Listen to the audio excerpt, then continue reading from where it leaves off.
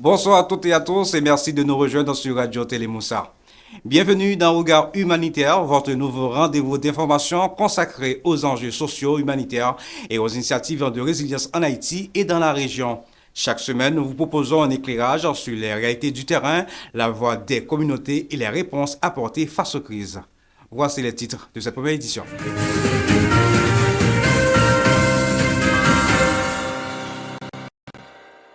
La crise humanitaire s'aggrave en Haïti. Plus de 5 millions de personnes sont en insécurité alimentaire aiguë. En visite dans le pays, la princesse Sarah Zeid appelle à une mobilisation urgente. Initiatives locales.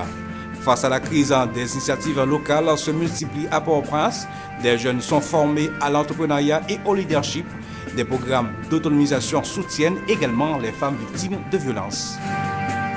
Réponse humanitaire, reprise des vols en Haïti et la République dominicaine après plus de 2 ans d'interruption. Dans le même temps, la hausse des prix des carburants accentue l'insécurité alimentaire. Le Programme alimentaire mondial lance un nouveau appel à l'aide. Le développement de ces points et bien d'autres encore dans un instant.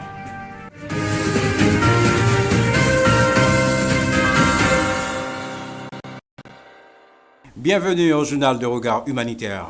En Haïti, la crise humanitaire continue de s'aggraver. En visite de 4 jours dans le pays, fin avril 2026, la princesse Sarah Zeid appelle à des actions urgentes, notamment en faveur des femmes et des enfants. Elle a visité des sites de déplacés internes, rencontré des autorités, des communautés et des acteurs humanitaires. En marge de sa visite, elle a paraphé une déclaration conjointe aux côtés des représentants du système des Nations Unies en Haïti, symbole d'un engagement renouvelé en faveur des populations les plus vulnérables. Runi Fontal et Mackenzie Selisma reviennent sur les temps forts de la visite. Haïti s'enfonce. Insécurité, faim, déplacement massif, des millions de vies basculent. Les femmes et les enfants paient le plus lourd tribut. Pendant 4 jours, la princesse Sarah Zeid parcourt les zones les plus touchées de Port-au-Prince.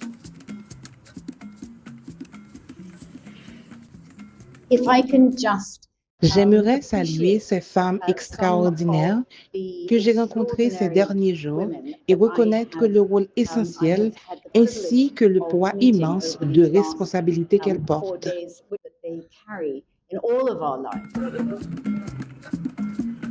À Delma 33, sur un site installé au ministère des Travaux publics, Transports et Communications, plus de 6 000 déplacés s'entassent. Promiscuité, violence, insécurité alimentaire, la crise est à ciel ouvert.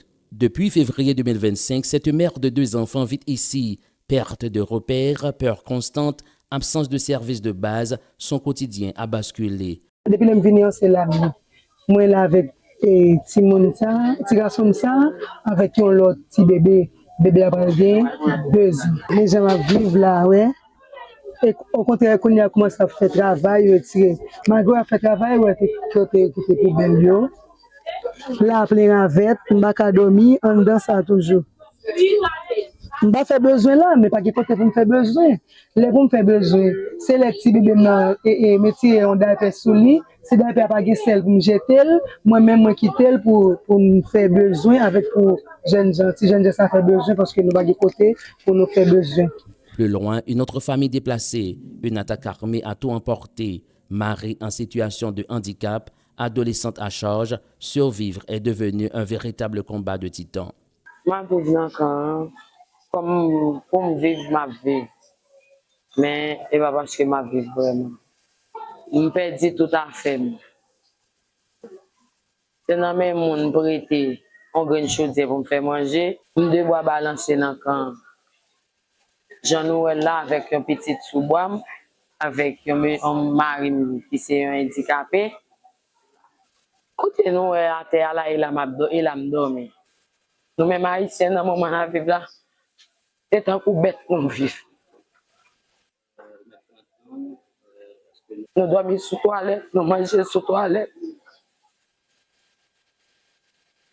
Nous devons respecter nos gens. Dans ces camps, la violence est quotidienne. Les femmes en première ligne se taisent souvent par peur. Nous ne pouvons pas parler de ça qui fait nous mal. Si on ne peut pas faire mal, on parle, on peut être pour prendre balle, on peut être pour mourir. Nous avons espoir. Nous avons espoir. ça a changé, m'gay espoir bon Dieu fait me quitter là, m'a bon vie meilleure. M'espérer princesse Sarah et en passant m'a dit merci. Merci pour visite là te vinn ba nous. Parce que sont femmes force, en femme voyant, c'est pas tout le monde qui vient dans camp. Pour la pile population ça, 6 000 personnes là-dedans pour venir ba nous visite. Nous vous merci pour courage, merci pour force et que bon Dieu bénisse. Plus de 1,4 million de personnes sont déplacées en Haïti. Malgré l'appui des partenaires, la vulnérabilité s'aggrave. Face à l'ampleur de la crise, la princesse alerte et appelle à une réponse immédiate. Je suis aussi très en colère. En tant que défenseur de la survie des mères et des enfants, je suis profondément indignée de voir autant de femmes et de filles en situation de détresse et de souffrance. Je suis en colère et frustrée de constater que nous sommes capables d'envoyer des êtres humains sur la Lune, de lancer des missions vers Mars et de créer des technologies d'intelligence artificielle extraordinaires. Pourtant, cette intelligence, ce travail et cette créativité humaine coexistent avec une cruauté inacceptable. Pour elle, la solution est claire, investir dans les femmes. Piliers de l'économie informelle, elles restent les plus exposées à la pauvreté et aux violences. Le rôle que joue une femme en tant que mère, tante ou grand-mère est au cœur de la paix, de la prospérité, du progrès, de la santé et du bien-être. Si nous répondons aux besoins d'une femme et à ceux de toutes les personnes dont elle a la charge, alors nous aurons accompli un véritable progrès durable. Dans un pays fracturé par l'urgence, l'appel est lancé. Reste à passer des engagements aux actes pour que enfin l'espoir reprenne sa place dans le quotidien des plus vulnérables. Et pendant que les appels à l'action se multiplient, la situation humanitaire sur le terrain reste particulièrement préoccupante. Environ 5,4 millions d'Haïtiens souffrent d'insécurité alimentaire aiguë avec des poches de famine signalées dans plusieurs régions du pays. Les infrastructures de santé sont exsangues. Près de 25% des patients suivis par Médecins sans frontières MSF souffrent de la gale, tandis que de nombreuses infections respiratoires sont recensées chez les enfants de moins de 5 ans.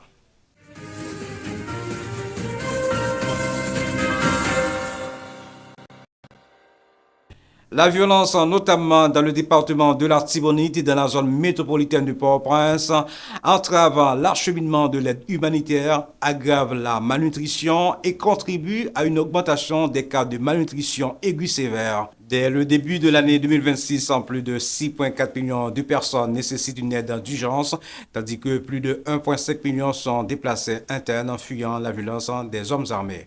Face à cette réalité, certaines initiatives locales tentent d'apporter des réponses concrètes, notamment en direction des jeunes. Dans la zone métropolitaine de Port-au-Prince, face à la montée de la précarité et des violences, une initiative mise sur la jeunesse pour inverser la tendance. L'Organisation de développement et de lutte contre la pauvreté ODELPA, avec l'appui du Haut Commissariat des Nations Unies pour les réfugiés, forme des jeunes à l'entrepreneuriat et au leadership. Une équipe de Radio Télé Moussa a assisté à l'une des 4 journées d'une session de formation. Compte rendu signé Mackenzie Célisma et Mackenzie Devariste. 4 jours pour apprendre à se reconstruire et à se projeter à travers des sessions intensives. 80 jeunes issus de quartiers vulnérables et de sites de déplacés internes se forment à des compétences clés pour leur avenir. Au programme, appui psychosocial, droits humains, élaboration de plans d'affaires et de formation en coupe-couture. Des outils concrets pour renforcer l'autonomie et restaurer la confiance, nous explique la présidente de l'ODELPA, Fisseline Rato. Là, nous avons formé des agents de développement, des défenseurs des droits de l'homme. C'est ça la formule. Aussi, en 2023, l'initiative financée par le Haut Commissariat des Nations Unies pour les réfugiés, HCR, a déjà touché plus de 700 jeunes dans la zone métropolitaine de Port-au-Prince. Elle s'inscrit dans une stratégie plus large de lutte contre les violences, notamment basée sur le genre, en misant sur l'autonomisation économique et sociale. C'est vraiment une organisation qui a toujours été proche des communautés, qui a tenu la main de la jeunesse et qui a fait beaucoup pour la prévention et de la violence basée sur le genre. On est partenaire depuis 2023 et vraiment c'est un joie pour nous de voir que malgré tous les défis sécuritaires, les défis financiers qu'on a dû faire face dans les dernières années, quand même, on doit continuer à faire ce grand travail auprès de vous, les jeunes ici à Port-au-Prince. Pour ces participants âgés de 18 à 39 ans, souvent confrontés à la peur, à l'exclusion et au manque d'opportunités, cette formation représente bien plus qu'un apprentissage, une seconde chance. Nous apprenons pile bagay sous famille, nous apprenons nous plus connaît droit nous connaît qui le monde violer droit nous avec qui le monde respecter droit nous et que nous connaît qui ça pour nous faire le monde violer droit nous. Avec Odel Pam ka di, moi connais bagay ka bon pour moi et moi connais bagay ka bon pour poche moi. Motivés, ces jeunes entendent mettre leur acquis au service de leur communauté. Ils appellent à l'extension du programme pour toucher davantage de bénéficiaires dans les zones les plus exposées. Continuer à aider les jeunes en Haïti, c'est un bagage qui est vraiment important parce que nous sommes victimes plusieurs fois déjà, mais être rapide de nous, pas ignorer l'importance dans la vie, et puis accentuer sur ça pour nous régler, pour construire nous. C'est ça. Genre de activité ça yo, je pense que les jeunes ont besoin yo. Je pas connais fond ou del pas pense que si les cas élargi là-dedans. Je pense que nous 50 jeunes là, c'est prochaine édition c'est les cas 100. C'est profitable pour jeunesse, si tout le monde qui est dans le quartier et qui est vulnérable. Au-delà des salles de formation, c'est un pari sur l'avenir qui se joue. Dans un contexte marqué par l'incertitude, investir dans les jeunes devient une urgence et peut être l'une des réponses les plus durables pour freiner la violence et reconstruire le tissu social haïtien. Dans le même contexte de crise, la question de l'autonomisation des femmes reste également au cœur des priorités. À Port-au-Prince, des femmes tentent de reprendre le contrôle de leur vie malgré la précarité et la violence. C'est le cas de Marquise, 34 ans, non d'emprunt, en reconversion après avoir exercé le travail du sexe. Elle fait partie d'une cohorte d'une trentaine de jeunes femmes et filles formées fin avril 2026 dans le cadre d'un programme d'autonomisation soutenu par ONU Femmes à travers le Fonds des femmes pour la paix et l'action humanitaire. Objectif, réduire les violences basées sur le genre en renforçant les capacités économiques et sociales des femmes. Reportage signé Picard Emmanuel et Regardez Joseph. Tournez la page. À 34 ans, Marquise entame une transition fragile mais déterminée. Quitter le travail du sexe pour bâtir une activité stable. Moi, quand je change d'activité concernant le business, surtout au niveau de formation sur l'entrepreneuriat, il vraiment fait moins importance lorsque businessman. Depuis un an, elle investit ses temps libres dans la vente de fruits de mer. Un revenu encore incertain, mais une porte de sortie vers une vie plus sûre. Ça me fait ses ventes poissons, faire commande, faire livraison. Comme elle, une trentaine de jeunes femmes ont suivi une formation intensive de 5 jours à la fin du mois d'avril 2026. Au programme, droits humains, prévention de la violence basée sur le genre, communication digitale, mécanismes de protection et d'accès à la justice, engagement communautaire et entrepreneuriat. La formation était très utile moi, au niveau psychologie. Je viens jouer un paquet de bonnes bagages que moi-même moi pas connais.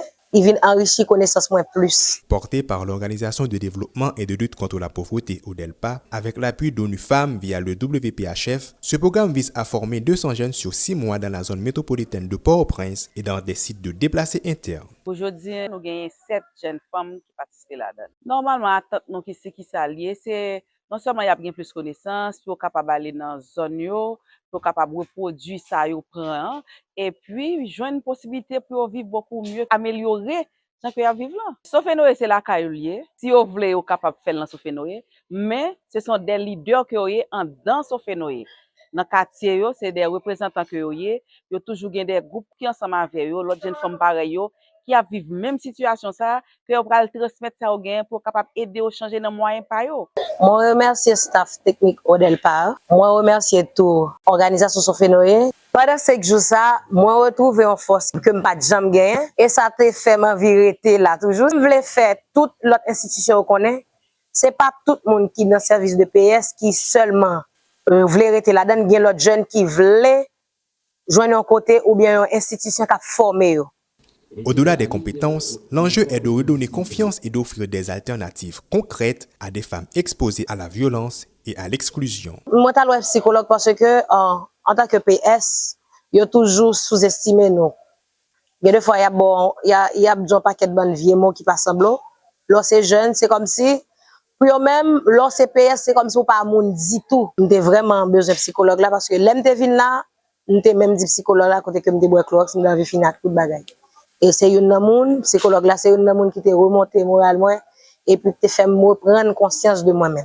Aujourd'hui, la jeune femme espère bénéficier d'un appui financier pour renforcer son activité et tourner définitivement la page. Moi, je veux faire un changement parce que, surtout, société noire, c'est une société qui est vraiment marginalisée. Les gens qui sont dans PSO, moi, je veux faire plus améliorer le business. Et puis, pour me bailler l'autre PSO, un exemple, je vais suivre comme modèle. Derrière chaque parcours, un combat pour la dignité. À travers ce programme, l'ambition est claire. Transformer des vies, réduire les violences et redonner aux femmes les moyens de choisir leur avenir. Pour Marquise, comme pour des centaines d'autres, tout commence ici, avec une formation, une opportunité et l'espoir d'un nouveau départ. Toujours sur le plan national, plusieurs acteurs ont récemment échangé autour de la situation du pays. Près d'une cinquantaine de leaders politiques de la société civile et du secteur privé ont pris part le lundi 27 avril à la présentation d'un rapport sur la situation sociopolitique, humanitaire et des droits humains en Haïti pour le premier trimestre 2026. Les échanges se sont déroulés dans un climat de forte préoccupation. L'aggravation de la crise sécuritaire, économique et sociale a été largement évoquée. Les participants ont dénoncé le manque de réponse des autorités et appelé à un engagement plus soutenu de la communauté internationale. Suivez ce papier avec la rédaction de Radio Télé Moussa. Le rapport présenté dresse un tableau préoccupant de la situation en Haïti, marqué par la montée des violences armées, des enlèvements et des violations des droits humains. Selon les données des Nations Unies, ces violences affectent particulièrement les femmes et les jeunes, notamment à travers les violences sexuelles et basées sur le genre. Le document s'inscrit dans le cadre des orientations du Bureau intégré des Nations Unies en Haïti, telles que définies par la résolution 2814, adoptée le 29 janvier 2026 par le Conseil de sécurité des Nations Unies, prolongeant le mandat de la mission pour une période de 12 mois. Au cours des échanges, plusieurs participants ont exprimé leurs inquiétudes quant à la capacité des autorités à rétablir un climat sécuritaire favorable à l'organisation d'élections libres, honnêtes et démocratiques. Parmi les recommandations formulées, certains leaders appellent le BINU à renforcer sa communication, à étendre sa présence dans les autres départements du pays et à faciliter un dialogue stratégique entre le gouvernement et les forces vives de la nation. D'autres proposent plus loin la mise en place d'un mécanisme de veille citoyenne sur l'action publique ainsi que la création d'une commission multipartite chargée de conduire un dialogue national en vue d'un pacte de gouvernabilité. Présente à cette rencontre, la Fédération haïtienne des associations de médias et de journalistes pour la défense des droits humains a pour sa part plaidé en faveur d'une couverture médiatique accrue de ce type d'initiative comme gage de transparence, de redevabilité et de participation citoyenne. Par ailleurs, sur le plan économique et régional, plusieurs développements sont à signaler. Reprise en début mai 2026 des vols commerciaux entre Haïti et la République dominicaine, mettant fin à plus de 2 ans d'interruption. Cette mesure vise à faciliter la mobilité et les échanges entre les deux pays. À l'échelle régionale, la situation humanitaire à Cuba se détériore dans un contexte de tensions politiques. La CARICOM organise l'envoi d'une aide comprenant du lait, des fournitures médicales et des panneaux solaires. En Haïti, la hausse des prix des carburants entraîne une augmentation du coût des denrées alimentaires et accentue l'insécurité alimentaire. Dans ce contexte, le Programme alimentaire mondial lance un appel à l'aide pour préserver les progrès récemment accomplis. Dans le nord du pays, inauguration le 1er mai 2026 de la compagnie agro-industrielle Medfavette à Limonade. Cette initiative vise à renforcer la production nationale, notamment du maïs, et à créer des emplois tout en réduisant la dépendance aux importations. Retour maintenant sur la visite de la princesse Sarah Zeid avec les réactions des responsables onusiens.